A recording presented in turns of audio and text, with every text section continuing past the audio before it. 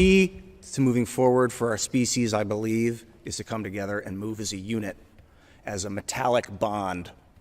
So all the electrons are flowing in one direction. What's going on, everyone? Jeremy here from the Quartering. I hope you're having a wonderful, wonderful day. A safe day, I hope, as the snow falls here in Wisconsin. We're closing in on the Christmas season, and I'm just thankful for all of you joining me. The things going on at Tim Pool's home are unacceptable. They continue to get worse. But I'd also like to report on yet another person who is dealing with a similar outcome and maybe discuss a little bit about what's going on here. So Sarah Gonzalez, who's a friend of mine, tweeted out, in the last 48 hours, I've been doxxed, threatened, and mass spammed because I'm bringing up, well, grooming. To be clear, threaten me however you like. I'm not afraid, and I'm not stopping until you people leave kids alone. What I find really interesting about this is also a similar statement was made by Tim Pool that has essentially led to this rise in insanity, which was culminated by the exchange of gunfire yesterday. And then last night, for the, I believe, 16th time, Tim Pool was swatted again. Now, make no mistake about it, in my opinion, swatting is you're attempting to have somebody's life ended. There's just really no question at all in my mind whatsoever about that.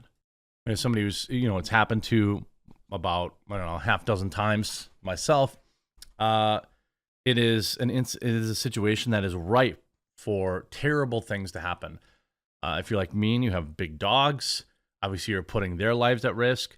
You're putting the officers' lives at risk as well. And then obviously the person who lives in the residence life at risk. I want to be very clear that people ask oh, why are you so hard on people that people want to excuse Ian Miles Chung. Ian Miles Chung admitted to, and I have shared several times, swatting somebody. People are like, oh, it's not that big a deal. Let it go. What? There is only one reason people do this, and it's to try to get somebody's life ended. Okay? You're free to disagree with me. You could think it's a meme or a joke, but, in my opinion, you're just wrong. And you've probably never had it happen to you. I had them drag my wife out of bed in the middle of the night, standing in the street, handcuffed, with, 15 barrels pointed at her. Because some idiot didn't like the things I said online, right? Any moment during that interaction, something could have went wrong. Somebody could lose their life, right? You get some rookie who's a little happy on the trigger. My dogs get out. They protect me, which is what they're trained to do. This happens all the time. I'm not making this up. We had somebody, I believe it was in Ohio, who lost her life to this, and also, of course, dogs. Happens all the time. So, I don't really leave a lot of room for it's not a big deal. Because if somebody's willing to do this, they are the probably literal worst human garbage on the planet. And it's obviously a waste of law enforcement resources as well. Somebody who needs legitimate help, while these people are standing around outside your house. It's insane. And so people, that's why I'm so aggressive about it. And things escalated yesterday, as, of course, to recap, a crew of people, not just one, broke into Tim Pool's place. Now, I have more details that I have behind the scenes, but this is all Tim says I can say publicly, which I understand. Okay. He wrote, they are lucky to be alive. After nearly being struck by 9mm, they panicked and dropped their belongings and fled the property. Please stay away from my buildings. This is West Virginia, and you will get hurt. I mean, you'd have to be insane to break into a West Virginia home. Not only is everyone armed, blah, blah, blah, blah, blah. No one got hurt. Police are on the scene now. Well, I've talked with Tim. It looks like these people will likely get caught based on some of the things, and that's good for once, right? I don't know, right now, if I can't confirm or deny if they're like, Antifa weirdos or just meth heads or something. We don't know that for sure yet. But this comes in the weeks following nonstop doxing and threats that Tim Pool has had to deal with, nonstop online. Right? Nobody cares because he's a right-wing commentator, right? Look what happened when that trans individual in Canada, who's happy to send prescriptions to minors and stuff like that, allegedly, they get swatted, which it wasn't that. Actually, the police just showed up to put her under arrest. It was not a SWAT. They also let them in the house. It's not what they say. But anyway, they grifted over $100,000 off it, and mainstream media covered it endlessly for days. Tim Pool has been swatted 15 or 16 times, including again last night, not a single mainstream news article. Obviously I'm partial to it too, as somebody who has had it happen to them many times too. Somebody's going to get killed. That's what's going to happen. Okay. It's disgusting. If it turns out that the people at Tim's were related now to the people who are going after Sarah Gonzalez, I would not be surprised. People, for some reason, protecting these creeps and weirdos is really, really important to a lot of people. A lot of people with apparently nothing to lose. People too cowardly to debate the ideas. People too cowardly to show up themselves, but to send law enforcement on YouTubers because they don't like their opinions. There's a popular streamer, Aiden Ross. I saw a clip of him. Looks like he cannot read, but he is very popular. He's got a guy who's swatting him and like telling him that he's doing it in his live chat. He's calling in and saying, "Yeah, I did it. I did it because you have black people on camera," or something like that. He says, ridiculous, right? And then also allow me to, spread some blame here to law enforcement too, because, I could tell you, I sympathize with the individuals who have to show up. And this is last night, by the way, got swatted again. Law enforcement doesn't exist in this country anymore, private security or nothing. It is insane that they can't seem to solve this. Here's how it works. I'll tell you exactly how they're doing it, okay? And it's pathetic that our law enforcement, they're too busy worrying about empty boxes in Trump's house than to do anything about this. The FBI could figure this out in a day. They could. Here's what these people do.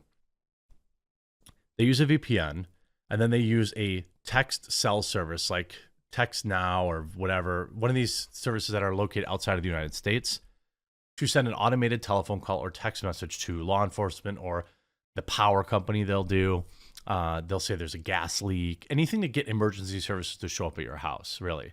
Once the police stop showing up, they'll call other people and hope that they show up at your house. And what the reality is the PD has this like no-win situation where they have to show up, right? They have to show up. But then sometimes they show up with ATF and they show up with the SWAT team, right? Like they did at my house, like they've done at Tim's house. When you really should be able to look at something and see, oh, this was an anonymous text message sent through a text service or an email, or whatever the case is. It's probably not real. Maybe we just send a plainclothes there just to check in or pick up the phone, figure out what's going on, do a, drive by the house, check on things before deploy. Like, I understand that they're in a bad position because the first time they don't show up, they're going to be liable or held liable, right? But the problem is when they show up, they showed up at my house, they essentially forced their way into my house, saying, we have exigent circumstances. We get to come in and we get to walk around, which they do. No matter how thin the threat is, they'll want to come into your house, right? And then things could go wrong. Things could go very wrong. I saw the red dots all over my garage when they showed up at my house. Lunatics. And this is number 16, I think, for Tim. And again, with Sarah Gonzalez, I would predict this will happen to her. I know that even talking about it for me increases the likelihood of it happening to me again. I have many more systems in place now. The PD can't even get to my house without calling me. So, but it's ridiculous. So Tim supposed to pay for private security now? People say, "Oh, just hire security." Do you have any idea how expensive that is? $8,000 to $10,000 a week. That'd be like for 2 people, 8 to 10 grand a week. Right? You're talking about 2 to 3 people, I guess, at that rate, to sit at your house, sit in a car. If you have somebody who's, I'm talking about anybody who's good. And you hire some off-duty cop, you're still probably $1,000, $1,500 minimum a week, and they're not there 24/7. Remember, you're hiring somebody for 24/7. So is that what Tim Pool's supposed to do? Is that what conservatives are supposed to do? Right-wing people perceived who are right-wing, we're supposed to have to hire our own security because we're not the right orientation and get the press outrage. Right? Sarah Gonzalez, how many times will she have to get swatted before the police do anything about it? What's going to happen is somebody's going to lose their life. And it's going to be at Tim's house, and some 14-year-old pizza-faced loser is going to make, hey, it was totally worth it when they get locked up. Because that's when they'll finally investigate. I've had a detective on my case for some time. He's had leads here and there, but because of the nature of the system that they use, it's difficult to actually track it down.